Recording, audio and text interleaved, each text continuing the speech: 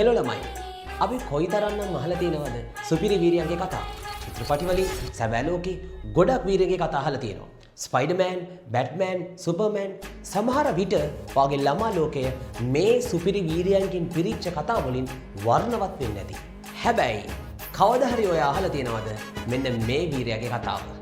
The Padman 2018 වර්ෂයේදී නිර්මාණය වුණු සුපිරි නළු අක්ෂය කුමාර් රංගනයේ දායකත්වය දක්වන ඉන්දීය සිනමා ඉතිහාසය උඩු යටිකුරු කරපු චිත්‍රපටිය The Padman.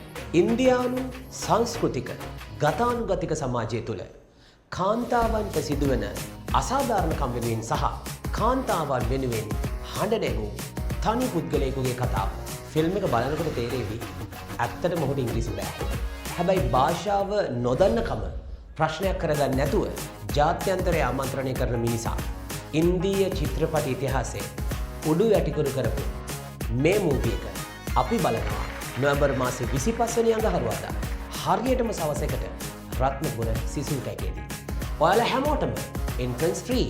පුතේ මේ වෙනකොට සියලු ප්‍රවේශ පත්‍ර කාර්යාලයට දීලා තියෙන්නේ. මතක තියාගන්න ප්‍රවේශ පත්‍ර සීමිතයි.